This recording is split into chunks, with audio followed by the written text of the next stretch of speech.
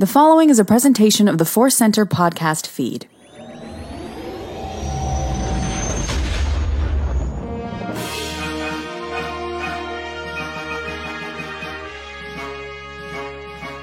As Obi-Wan Kenobi once said, hello there, and welcome to Force Center Presents Databank Dive. I'm Joseph Scrimshaw. I'm Ken Knapsack, and this is the show where we dive into the Star Wars databanks, maybe occasionally Wikipedia if we need more information. In fact, often we do, because we are going into the wilds of the databank to find some fun character moment, the wild, weird, wondrous, wizardy. We'll find another W to talk about those parts of Star Wars we love to celebrate. We did a season of the show on the Companion Sci-Fi app. If you want to check it out, you can head over to that spot there. Joseph, we are releasing this episode on Christmas Day. So what are we talking about here? Yeah, so we're going to introduce a new W, and it's going to be How Witchy Are the Night Sisters? No, I'm joking. Hey, yeah, there you go. For Halloween, we'll do that one. But as we are releasing this in the holiday time, we wanted to do something that maybe celebrates some of the fun of this season. And I thought, wouldn't it be great if there's like a character who is kind of like Santa Claus in Star Wars? And then I was like, wait, there is kind of from a very weird certain point of view, but it's right there to be found in this character's name. We will be discussing today the character Nick Sant. Now, there are many listeners who I'm sure is like, all right, yes, my favorite Nick Sant. And maybe a few who are like, vague memory, and maybe some more who are like, the hell are you talking about? So we are going to fill out what the hell we're talking about by first going to the StarWars.com databank to see what they have to say about the Star Wars character Nick Sant. And they have nothing to say. There is no entry on Nick Sant. They even reorganized the databank, Ken. I don't know if you've seen this, but they did a massive reorg. It's going to be a little bit easier to find things. That's great. Still no Nick Sant. So we must turn in the true holiday spirit. We go one place and it's not there for us, but we have to go somewhere else. And we're welcomed with open arms by Wikipedia. And here's what Wikipedia has to say. Nick Sant was a male human who served in the military of the Alliance to restore the Republic during the Galactic Civil War. By the time of the Battle of Endor in 4 ABY, Sant was one of the most veteran scouts in the Rebel Alliance. The strike team was led to the back entrance of the shield generator bunker where 4 Imperial scout troopers stood guard. When an Ewok, Paplu, stole a speeder bike, 3 of the scout troopers followed, leaving only 1 at the shield generator. The rebels captured the trooper, and Sant disguised himself in his armor, taking up the trooper's post while the rest of the strike team entered the bunker. However, as part of Emperor Palpatine's plan, more Imperial troops who had been expecting them arrived and captured the rebels, including Sant, whose disguise they saw through. Biker Scouts don't do that. Not long. Is that a beard poking out on the bottom of it? Not long after they were captured, however, the Ewoks ambushed the Imperials, starting the ground battle proper. Now, I got a little bit more behind the scenes, but I want to stop there because I think for anybody who's like driving and you can't look at images or Google, this is probably where the dime drops about who Nick Sant is, right? Yeah. The weird guy with a bushy beard, looks very Santa Claus-like, who is just in a shot. You see him in plenty of shots, but then you see him, hey, they got all the rebels lined up. Why is one of them, why is old Santa guy dressed like an Imperial biker scout? It's a fun thing to notice. So I wanted to just start there. Do you remember when you first noticed Nick Sant? I'm proud to say from the very beginning, 7 years of age. What? I hand to whatever God you choose to worship. I tell you, I loved it. And I was the one on the playground going, yeah, he's disguised as the biker scout. I didn't know he was Nick Sant. That would come later, all that kind of stuff. But like old, bushy beard guy. And it's one of those shared inside jokes, right? Of, the guy with the beard. I love that guy. That type, my friends and I used to joke, but I've missed a lot of things in my Star Wars time. A lot of things I didn't catch that. 40 years on. Oh, that's right. I didn't notice that. I'll admit to this. Stormtrooper bumping his head. I don't think until it became a meme, I had really paid attention to that. I missed that. So I'm not pumping myself up here, but again, because I love the Biker Scouts. So I thought it was great that the one guy was on the cover. Yeah. Oh, that's great. I can't remember when I noticed. Probably during one of my many viewings, on VHS and college or early adulthood, picked that out. And by then, I think I was at an age to realize, oh wow, there must have been a deleted scene here of that, and found it like really, really cool and interesting because of like a obscure little Easter egg. From my perspective, I didn't have a ton of people to talk to about it. I don't think I had anybody to turn and go, hey, I think I was alone when I was viewing this. And the Nick Sant dime dropped. But they were so great. I'm like, yeah, well, the Rebels always try to do that. Guess it didn't work this time. Oh, well, can't all be winners. All right. So now that we're clear on who we're talking about, here's some behind the scenes info. Nick Sant appeared briefly as a member of Han Solo's strike team in the 1983 film Star Wars Episode 6, Return of the Jedi. He was first identified as Nick Sant in the official Star Wars Fact File 44 in 2002. According to a continuity Polaroid from Return of the Jedi, he was portrayed by one L. Burner. I mean, is that a real name? Is that a real person? Is that a burner name? We've, our friend Jamie Stangram did his Empire Strikes Door doc on the Stormtrooper who hit the head and who was the actor that played him because it was in debate. We got to be the next doc, Finding L. Burner. Finding L. Burner, if that was a real name. I'm sorry, that sounds like a pot dealer's code name. Yeah, I'm L. Burner. You meet me at this corner? Like, I'm sorry. It's the old Homer Simpson, guy incognito. Exactly. So continuing into a discussion that always haunts this character, so it must be addressed right at the beginning. This is from behind the scenes on Wikipedia. The similarities between Sant's appearance and that of the former clone Captain Rex, a character who appears in both the Star Wars The Clone Wars and Star Wars Rebels television series, stoked speculation that Sant and Rex could be the same character. In 2016, at a screening of the second season finale of Star Wars Rebels, executive producer Dave Filoni speculated that the bearded old guy on Endor, Nick Sant, could be Rex, suggesting it did not make any sense for there to be an old guy in Endor unless it was someone like Rex. The Rebels series finale, which aired on March 5th, 2018, confirmed that Rex did fight at the Battle of Endor, but did not go so far as to confirm that Rex and Sant are the same character.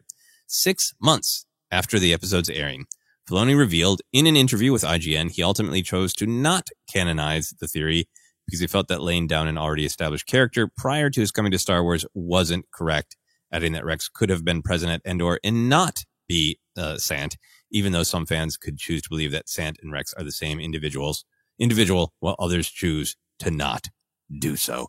So, Ken, that's where the conversation has to begin, because I have been on the receiving end of heated tweets from both directions of, "No, Dave Filoni said he is Sant," and other people saying he's explicitly said he isn't. That's what we get from Wikipedia. That's what we get from these different interviews of Filoni. So before we can possibly go any further and get into all the fun of Nick Sant, do you feel Nick Sant and Rex are the same character, or should be, or any of that? Where do you go?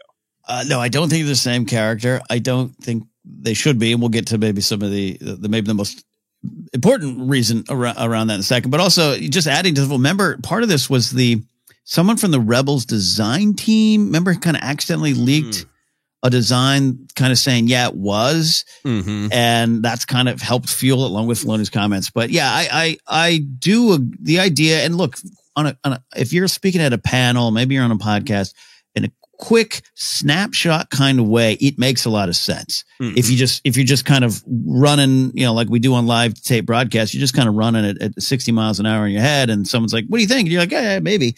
The bigger issue is, Tamara Morrison playing the clones and Nick L. Burner. I don't think they're of the same background, is what we'll say. So, we don't want to whitewash a character at all. But I think just in a quick, like, oh, sure, because it's kind of a fun idea. And I like where we end up with Rex and the fact that now we have 2 characters with bushy beards at Endor.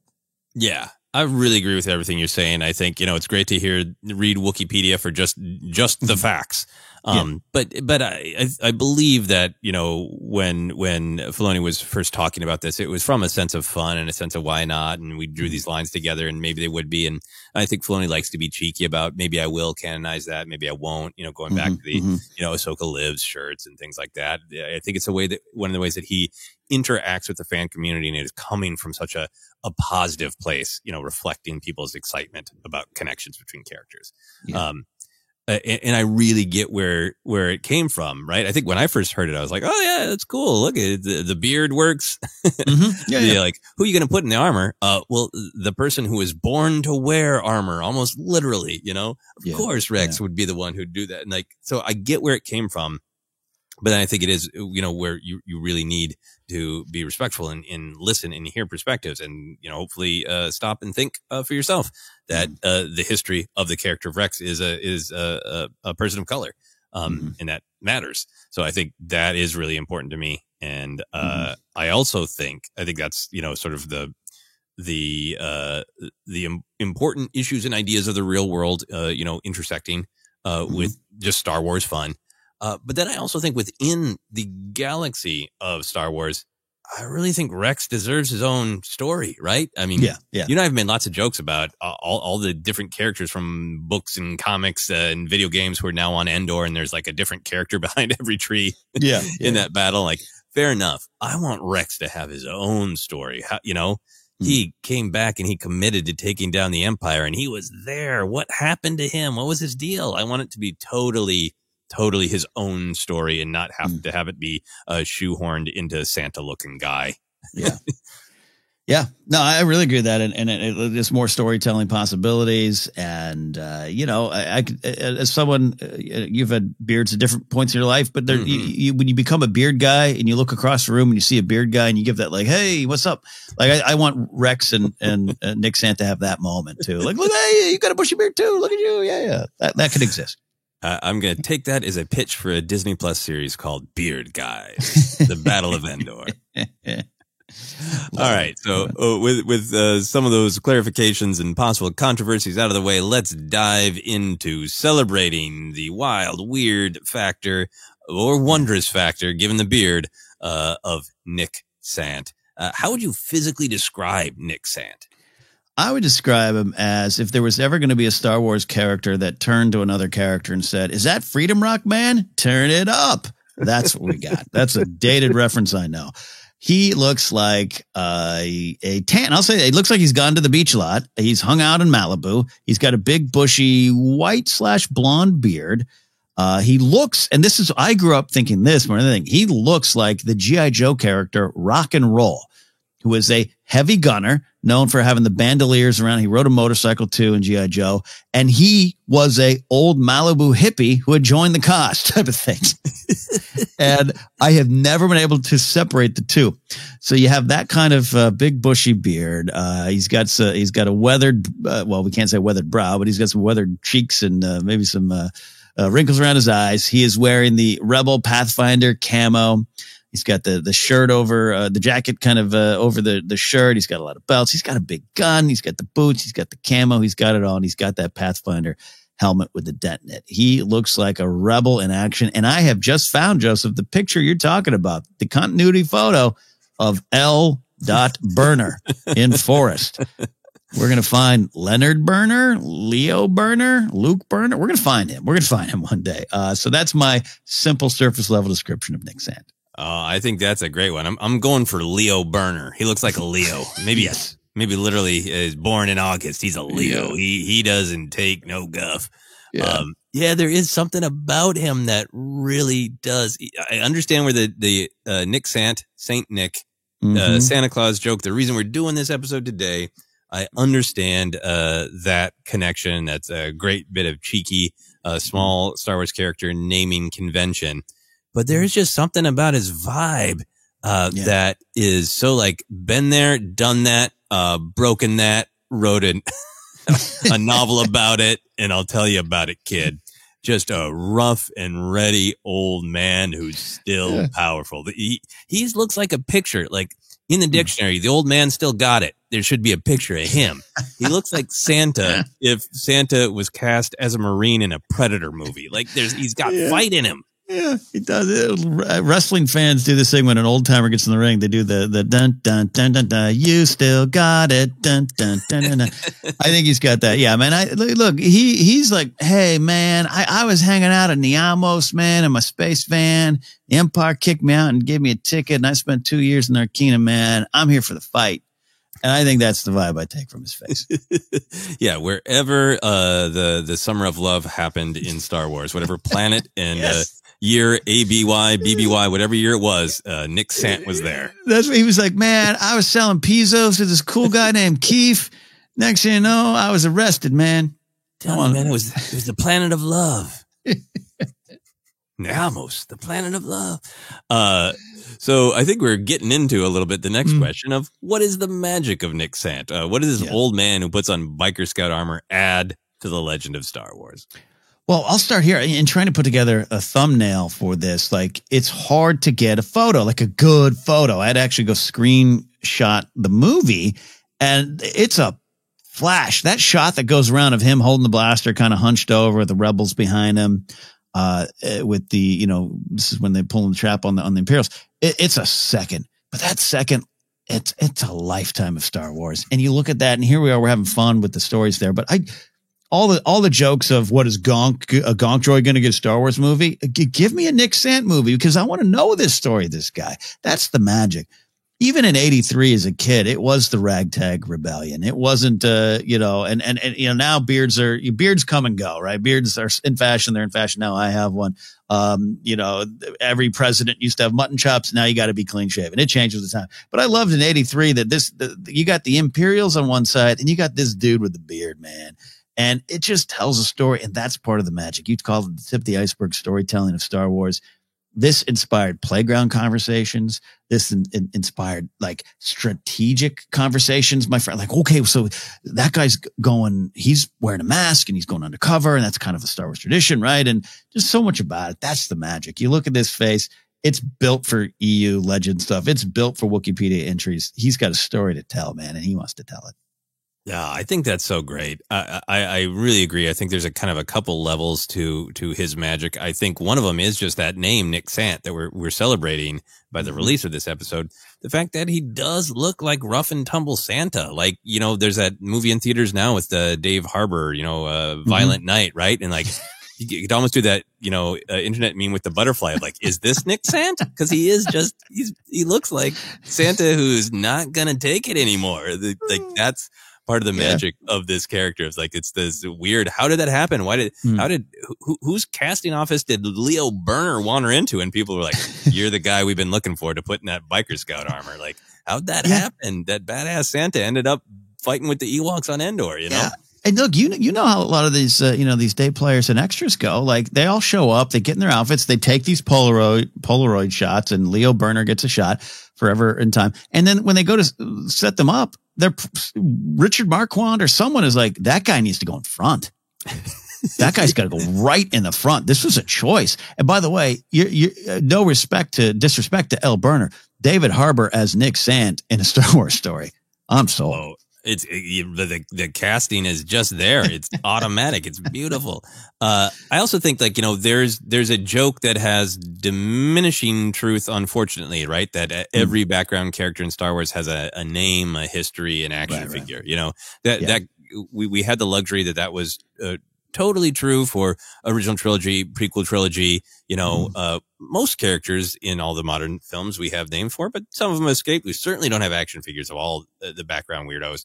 But for that joke, that idea that every tiny little character has a rich history in multiple action figures, Nick Sant is one of the very best examples of that, right? Yes.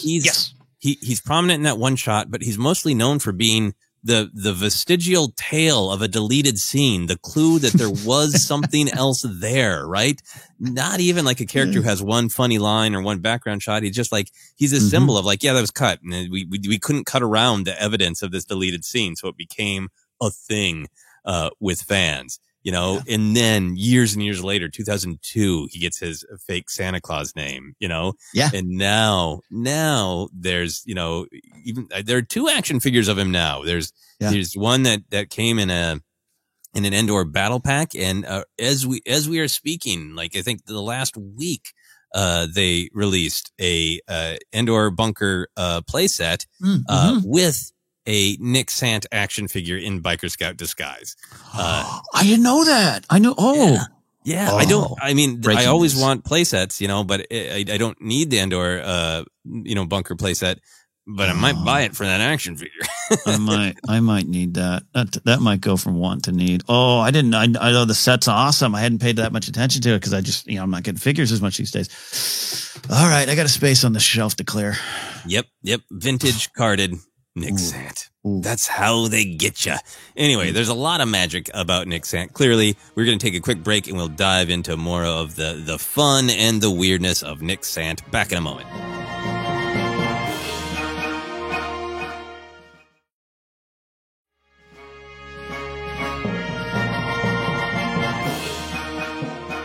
And we are back to continue celebrating the wild, weird, wondrous factor of the character Nick Sant. So, Ken, you and I shared our personal canon conclusion that he's not Rex. Rex has another story. So if he's not Rex, if he doesn't have that armor history that Rex does, why did Nick Sant, out of every Rebel Pathfinder there, get to dress up as the Biker Scout?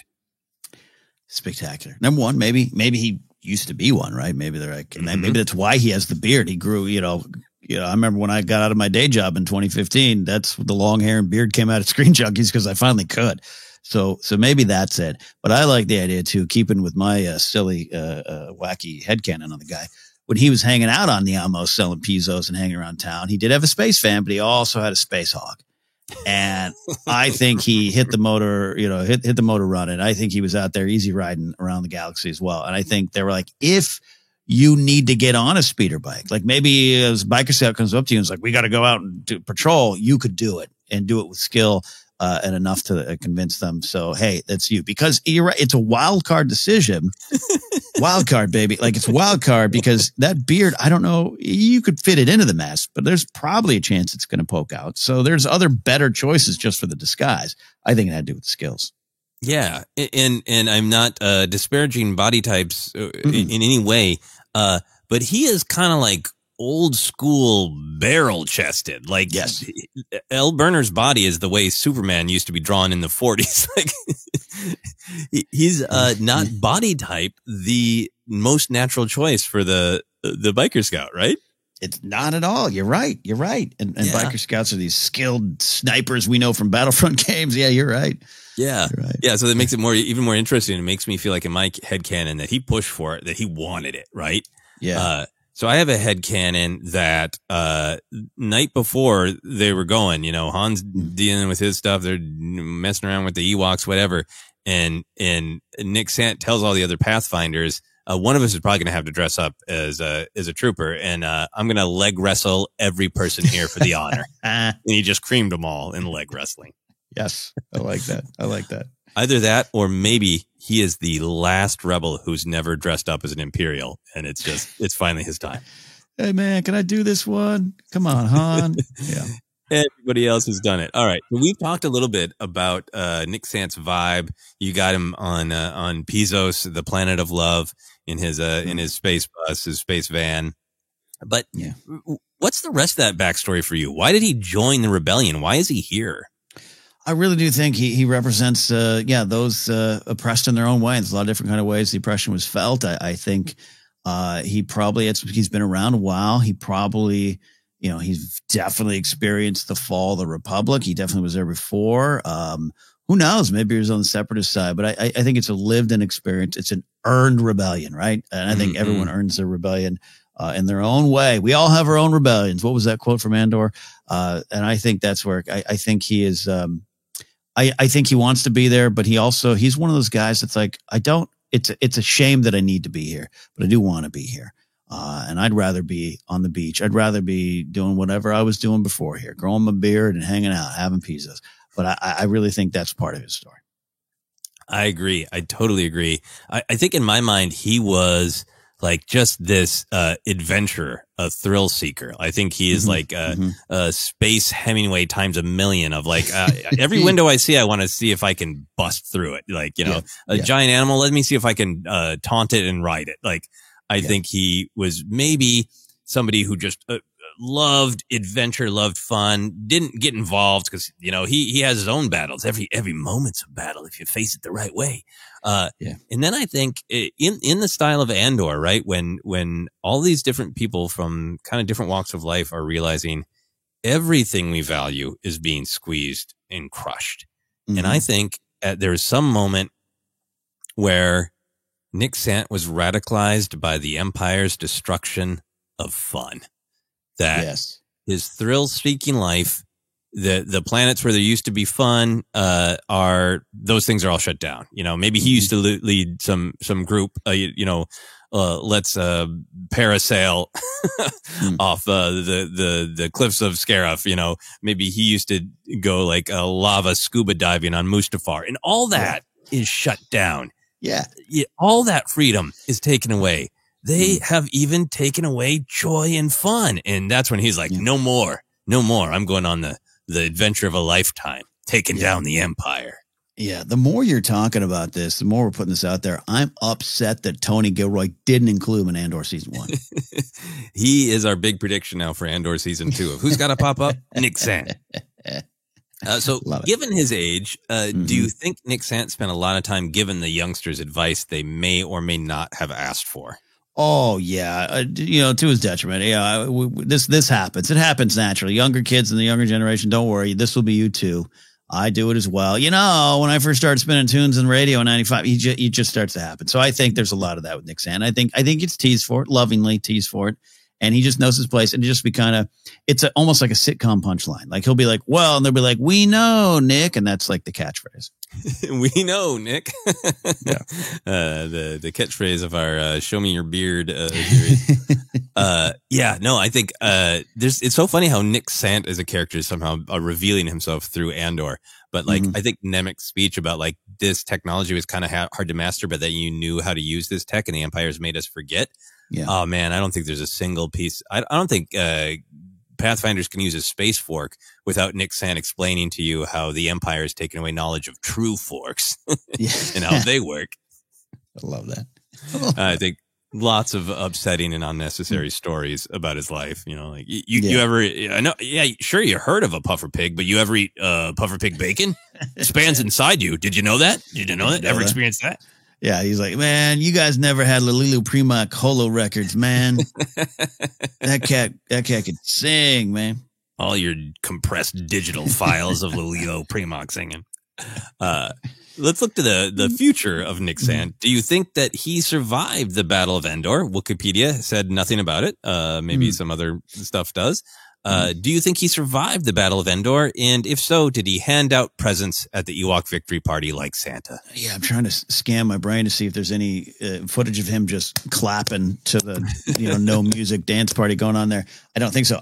So I think he did survive. Absolutely. I think it was, he had a target on his back with that Biker Scout outfit, but he survives.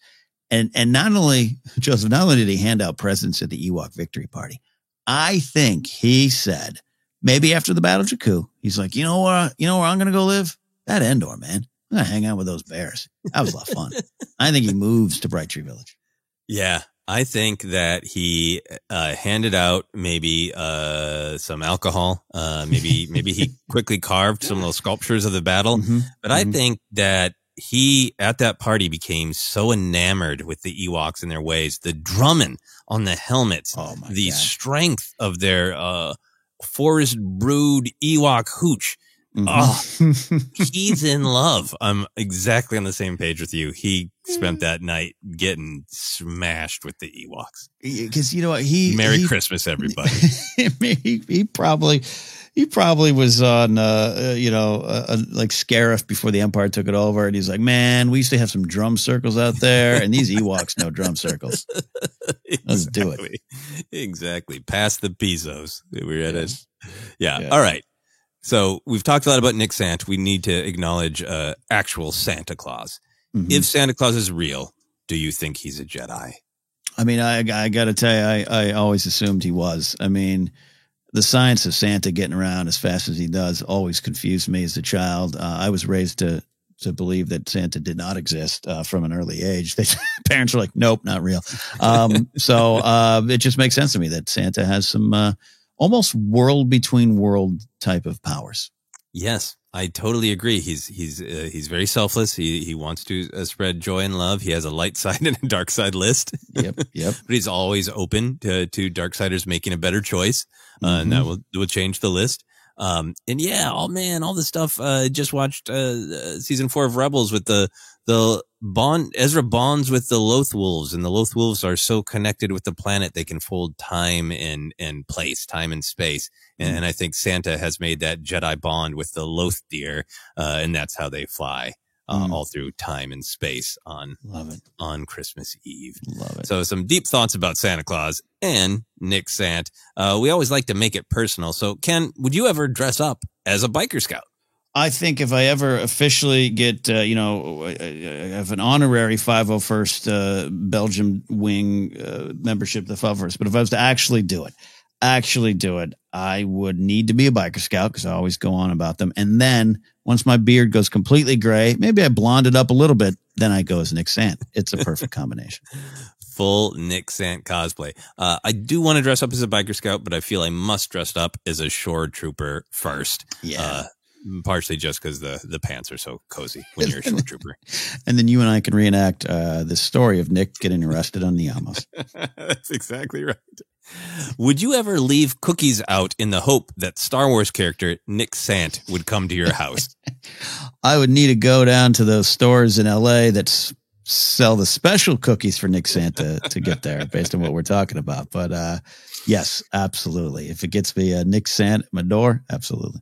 Yeah, this is the kind of thing I joke about doing that I'm not actually going to do. But I would like to find a recipe for holiday cookies that have meat in them, like not just a little bacon fleck, but like full ham chunks in the cookie. Because I think that's the kind of cookie that Nick Sant might make a special visit to your home to enjoy. Yeah, that's great. Well, we are going to go on to our final rating. We're going to rate the wild, the weird, the wondrous factor of Nick Sant. Our rating is based on one of the original Star Wars weirdos. That is Lobot. So out of 10 Lobot heads, 1 being the least, 10 being the most, how many Lobot heads do you give Nick Sant? Look, man, I'm going 9. Hear me out. Hear me out. Is he just a rebel? Is he just a Pathfinder? That's like a 4. The beard, 5, sure. But you tell me the legend around him, the wrecks of it all right, that might be, but you tell me why L. Burner was selected from a bunch of day player extras to be in the front. You try to look at that from that point of view and tell me he isn't very special. He is unique. He's wild. He's wondrous. He's weird. He's all of it. I'm going 9 out of 10. Yeah, that is really good, really compelling. You caused me to raise my rating from 7.5 to 8. There are so many things imbued into this character who is on screen for a brief and frankly confusing time. With what was even the plan with only one of you? Was he going to go, I captured all 37 of these rebels. I got one blaster trained on him. What was even the plan there, man? Was it to open the door? Was he going to be like, was he going to, anyway. So the dressing up, the vestigial tale of a deleted scene, that's weird. How did he earn the right? That's weird. The fact that he does look so much like stereotypical Santa Claus that some cheeky writer named him Saint Nick, that all pushes it up. And I'm going to give him an 8 out of 10 Lobot heads. And if I told Nick Sant that, he'd be like, you know what? I was once there when Lobot removed his head. I bet you didn't know he could do that. Yeah, man. It was great. We hung out for a whole night. Well, this was a fun way to celebrate the holidays. Lots of holiday spirit in this one. We always like to know what your ratings are. So how many Lobot heads would you give Nick Sant? Let us know. But that is our episode. Ken, you want to let people know where they can find us? Yeah, man. Me and Loba were listening to the Flying Burrito Brothers all night long in Bestman one night. It was great. Yes, you can find us on Twitter at Force Center Pod. From there, you link to all the spots we are. We also are on Hive Social at Force Center over there. That is right. Nick Sant's the one who gave Wilro Hood the Camtono in the first place. Now, let me tell you, there was ice cream in there, brother. I put ice cream in there. That's what we got. Peace out, man. Ice cream made of clouds. You ever heard of those? Anyway, we're clearly in love with the Nick Sant that we have entirely made up.